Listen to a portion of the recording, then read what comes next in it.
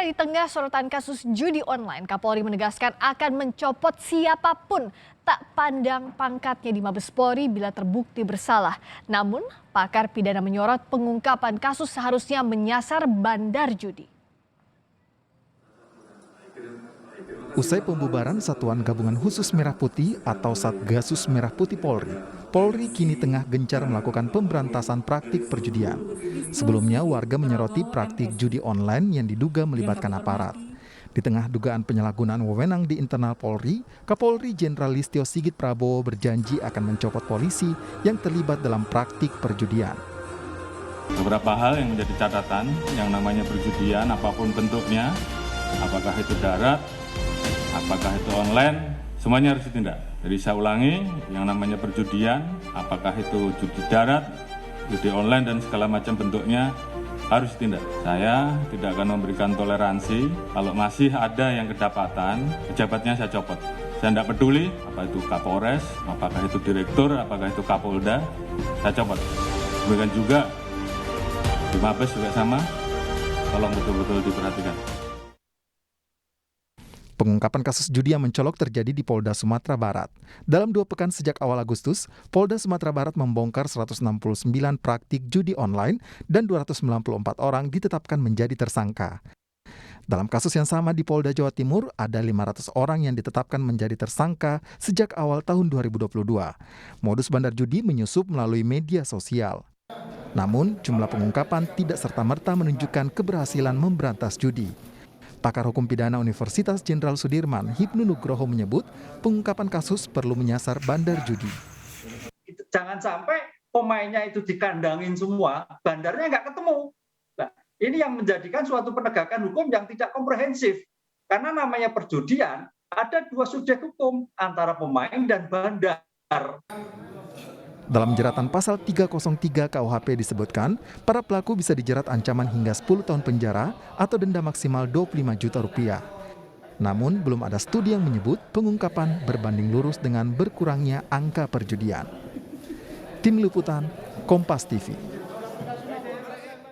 Kapolri dengan tegas akan mencopot jajarannya yang terlibat praktik judi online. Namun, apakah pernyataan Kapolri memiliki keterkaitan dengan praktik judi online yang sempat mengemuka di publik yang diduga melibatkan Ferdy Sambo? Kami telah bergabung dengan pakar hukum pidana Asep Iwan Iriawan. Selamat malam, Pak Asep. Selamat malam, Mbak Priska. Kak Asep, jadi gini, kalau Kapolri pintu masuknya dari aparat untuk bersih-bersih judi online ini langkah yang tepat atau tidak untuk sasar sampai ke bandar judi? Ya, pernyataan Kapolri cukup tegas dan keras kan pernyataannya. Judi online loh disebut ya, malah judi darat. Dan itu berulang-ulang, malah menyebut jabatan kan dari mulai Kapolres, Direktur, sampai Kapolda. Artinya apa? Ada sesuatu yang memang harus dibenahi. Apalagi sinyal sebelumnya katakan oleh Pak Mahfud kan, ada kekuasaan tertentu bersamaan juga dengan kejadian. Kemudian juga di waktu yang bersamaan beredar tentang ya Kaisar Sambo dan Konsorsium 303. Di mana wilayah-wilayah tertentu disebut orang-orang tertentu. Nah, saya kira ini penting sekali. Kalau Kapolri sudah menyatakan gitu, berarti sinyalnya memang lampunya udah ya siap-siap gitu kan. Artinya apa? Siap akan, malah Kapolri kalau tidak salah menyatakan siap angkat tangan kan.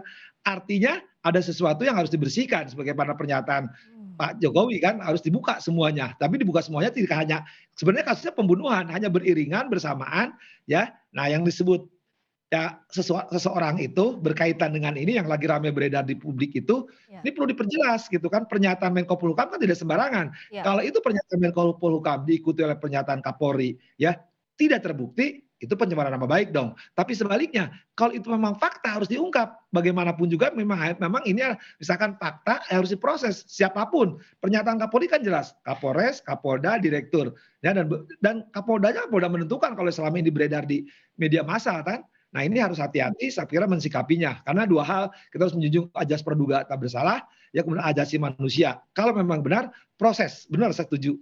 Apresiasi kepada Kapolri, copot. Gitu. Kalau enggak, angkat tangan. Nah, ini harus dibersih-bersih. Kedua, tapi sebaliknya, kalau itu merupakan dalam tanda petik pertarungan atau isu-isu liar yang tidak bertanggung jawab, orang-orang tersebut bersihkan nama baiknya. Ya. Maka sering saya katakan, hormati prosedur. Ya, ini kan ada 2 tindak pidana yang berbeda, tapi momentumnya itu ya, Kang Asep ya, tadi ada pembunuhan yang melibatkan Ferdy Sambo, muncul juga di media sosial ramai soal Konsorsium 303, berbarengan juga Kapolri langsung bilang tegas akan bersih-bersih judi online. Bagaimana kita publik ini membacanya? rangkaian bersih-bersih yang dilakukan Kapolri ini? Ya, yang pertama para pengguna udah jelas, tegas, terang kan, masa katakan telanjang, itu cepat diproses dan kita bersyukur hari ini kan diserahkan kepada kejaksaan menyusul PC. Jadi harus perkara ini cepat diproses. Kedua juga yang obstruction of justice itu juga diproses, yang 83 baru 6 secepatnya itu. Nah, kemudian itu harus beriringan, simultan ya, linear. Artinya apa? Ketika isu-isu yang sekarang disinyalir oleh Menko Polhukam, ya ada kerajaan, ada sub kerajaan dan sebagainya lah, itu istilahnya gue gak kurang begitu ini ya. Kemudian juga Kapolri ini. Nah, saya kira sudah sekarang uji online itu kan tidak jadi online, itu kan udah berlangsung lama. Cuman kita nggak tahu. Nah, dalam tanda petik ya, sekarang isu-isu ini berkait dengan oknum orang-orang tertentu ya harus ditindaklanjuti. Seperti tadi saya katakan, kalau ternyata di belakangnya adalah penegak hukum, oknum penegak hukum ya harus ditindak dong pelaku-pelaku ini, jangan sampai dibiarkan.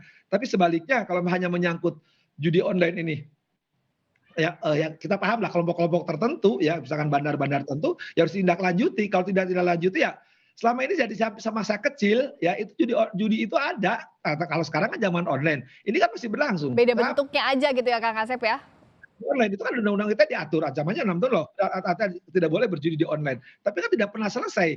Nah kalau sekarang tidak selesai dikaitkan dengan isu liar, nah publik kan berhak tahu dong, makanya harus diproses. Seperti memproses kasusnya pembunuhan kan, pembunuhan juga jangan hilang temanya, isunya harus cepat diselesaikan, seperti meja sidang.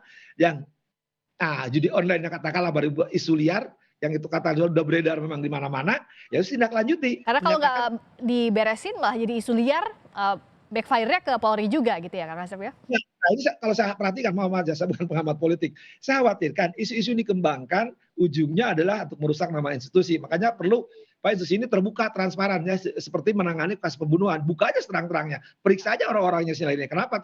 Selain katakan bahasa sederhananya, kalau bersih kenapa risih? Buka aja seterang-terangnya. Atau kalau benar, tinggal tunjuk siapa yang menyebarkan itu gambar-gambar itu kan isu-isu itu. Tinggal sekarang berani untuk terbuka semuanya kan, ketika jangan sepalangkai di awal ada rekayasa ya, Markus maklar kasus ya, yang ujungnya nanti publik semakin tidak percaya. Tapi justru kalau keberanian Kapolri menyatakan angkat tangan dicopot, itu saya kira udah kita dukung semua, publik akan di belakangnya Kapolri kan. Tapi sebaliknya pejabat-pejabatnya tadi di tingkat pelaku-pelaku oknum yang menjadi dalam tanda petik konsorsium, tanda petik ya, konsorsium 303 ya tadi dibersihkan atau dibereskan. Pilihannya cuma itu, mau dibereskan atau dibersihkan. Atau dibersihkan. Ya. Kalau Kang Asep ini kan udah hatam sebagai mantan hakim gitu, hal-hal beracara, termasuk hal di balik layarnya. Nah kalau kita lihat misalnya Kapolri ini selama 2 pekan terakhir ngegas banget untuk mengungkap judi online. Di Sumatera Barat misalnya di Padang ada 294 tersangka langsung. Tapi pada praktiknya selama ini apa sih mentoknya? Apakah tadi memang terganjal ada aparat yang bermain di sana atau seperti apa Kang Asep? Pengalaman empiris saya, kalau judi itu yang dikirim kan judi sabung ayam, judi-judi kecil lah.